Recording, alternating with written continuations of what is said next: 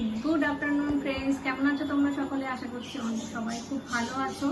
আর আজকে হচ্ছে স্যাটারডেতে আজকে যে মেনুটা নিয়ে তোমাদের কাছে চলে এলাম সেটা হচ্ছে বাঙালির খুব ফেভারিট একটা মেনু, বাসন্তী পোলাও, তার সাথে মাটন কষা।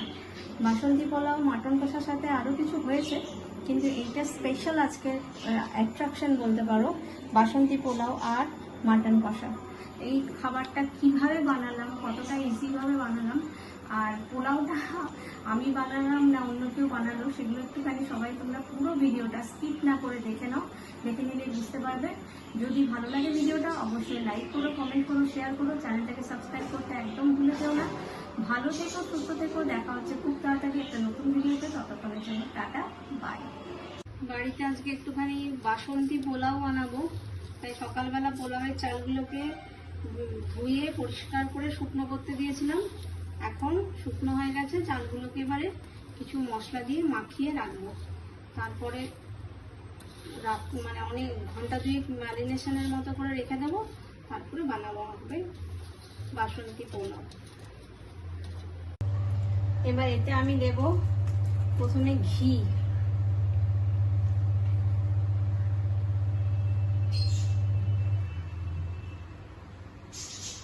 বাসন্তী পোলাওয়ে পর্যাপ্ত পরিমাণে ঘি না দিলে পোলাওটা ঝরঝরে হয় না। দেব অল্প হলুদ,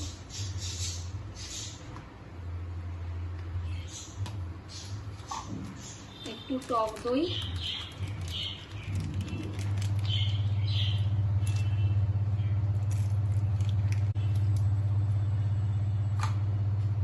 সল্ট আন্দাজ মতো,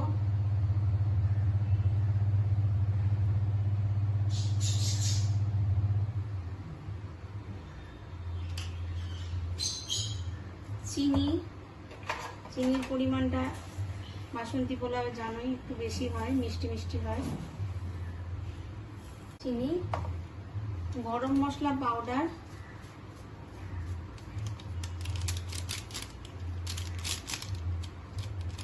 আর অল্প একটু আদা বাটা, অল্প একটুখানি এতটা মতো আদা বাটা দিয়ে দিলাম।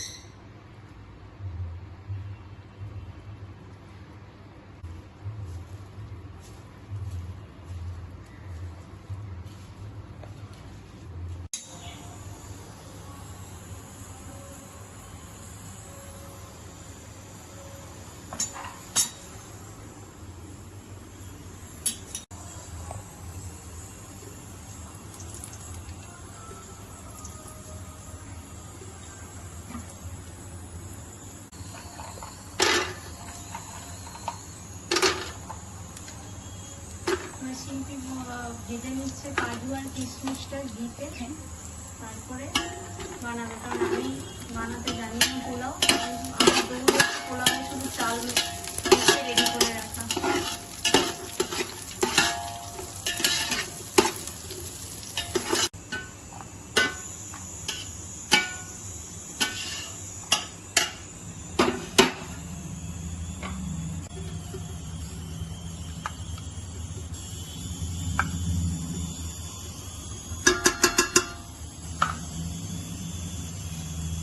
কাজু কিশমিশ ভেজে তুলে রাখা হলো, এবার আবার ঘি দেওয়া হলো, এবার তাতে দেওয়া হচ্ছে গোটা গরম মশলা।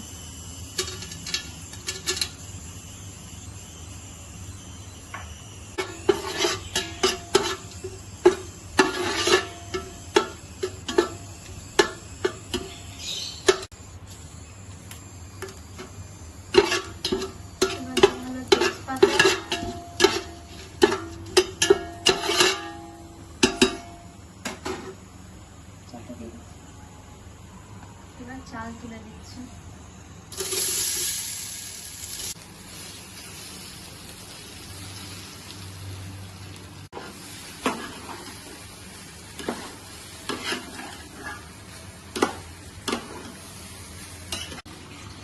3 বাটি চালের জন্য কতটা জল দেবে?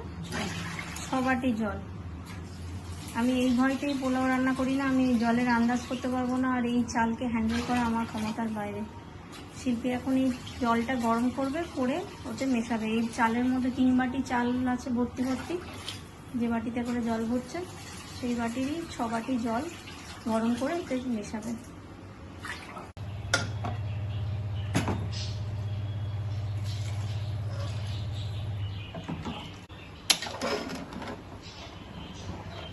এবার পোলাওয়ের চালে জল দিয়ে দিল, যতটা আন্দাজ মতো দরকার ততটাই দিচ্ছে, পুরোটা একসাথে দিচ্ছে না।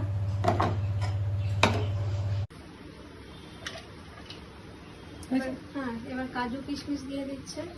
মোটামুটি চালটা হাফ সেদ্ধ হয়ে গেছে, এবার কাজু কিশমিশটা দিয়ে দেওয়া হচ্ছে।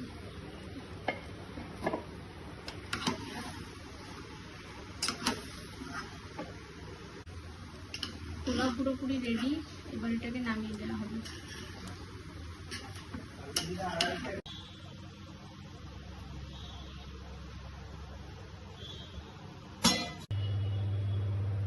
মাটন কষা করব। মাটন কষা করার জন্য মাটনটা কালকে রাত্রেবেলায় দই দিয়ে ম্যারিনেট করে রেখে দিয়েছিলাম। এখানে 2 কেজি মাটন আছে, বাড়িতে একটু লোকজন আসবে, সেই জন্য একটু মাটন কষার পরিমাণটা বেশি আছে। এখানে মাটনটা দই দিয়ে মাখানো আছে, আর এখানে পেঁয়াজ কুচি করে নিয়েছি। পেঁয়াজগুলোকে এখন ভাজবো। মাটন কষাটা একটু অন্যরকম করে করব। পেঁয়াজগুলোকে আগে ভালো করে বেরেস্তার মতো করে লাল লাল করে ভেজে নেব। একদিকে মাটনটা কষাবো বলে সর্ষের তেল গরম করতে বসিয়ে দিলাম, আর আরেকদিকে পেঁয়াজগুলোকে বেরেস্তার মতো করে ভাজবো বলে সাদা তেল গরম করতে দিলাম। একই সাথে দুটো কাজই শুরু হয়ে যাবে, কারণ মাটনটা আমি পুরোটাই আজকে কড়াইতে বানাবো, তাই সময় লাগবে। তাই মাটন একদিকে কষানো হোক, পেঁয়াজ লাগবে সবার শেষে। তেল গরম হয়ে গেছে, দেখো একদম ধোঁয়া বেরোচ্ছে। পেঁয়াজগুলো একদম লাল লাল করে ভাজবো।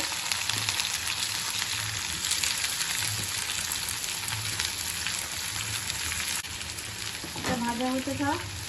এইবারে আমি এখানে তেল গরম হয়ে গেছে, এখানে আমি গোটা গরম মশলা দেবো। প্রথমে দিলাম লবঙ্গ, তারপরে দিলাম দারচিনি,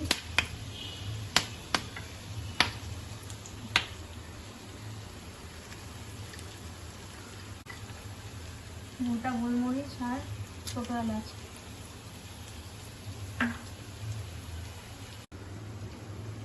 মিক্সিতে আমি আদা, কাঁচা লঙ্কা আর গোটা জিরে এটা পেস্ট করে নিয়েছি। এবার এইটা আগে দিয়ে দেব তেলের মধ্যে।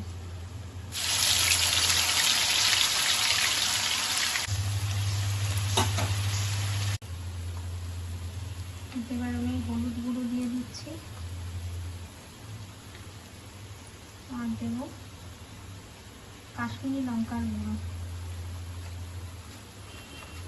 কালারের জন্য, কারণ এমনিতে কাঁচা লঙ্কা দিয়ে দিয়েছি, এটা দিচ্ছি শুধুমাত্র কালারের জন্য।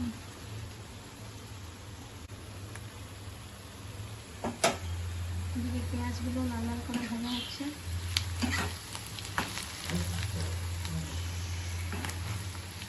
লাল লাল করে পেঁয়াজগুলোকে ভাজছি, এখানে মোটামুটি অনেকটাই লাল করে ভাজা হয়ে গেছে। আর একটু ভাজা হলে নামিয়ে নেব।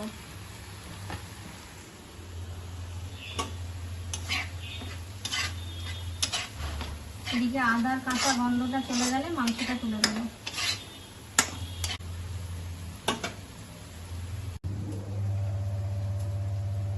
এবার মাংসটাকে দিয়ে দেব এখানে মশলার মধ্যে।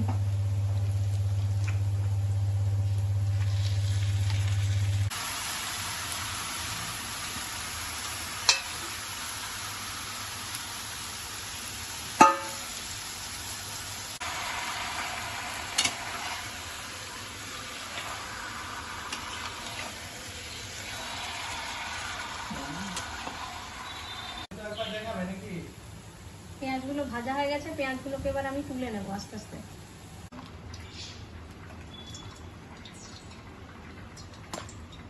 লাল লাল করে পেঁয়াজগুলো ভেজে দিয়েছি, এটা এবার পরে মাটনের মধ্যে দেব।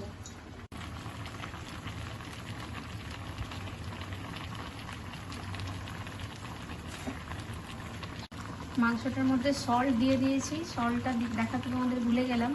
সল্ট দিয়ে ভালো করে আরেকবার নাড়িয়ে দিয়ে এবার আবার চাপা দিয়ে দিচ্ছি।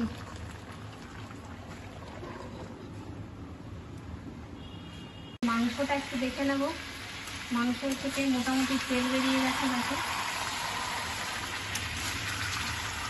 দেখতে পাচ্ছ মাংস থেকে তেল বেরিয়ে গেছে, মানে মাংস সকাল হয়ে গেছে।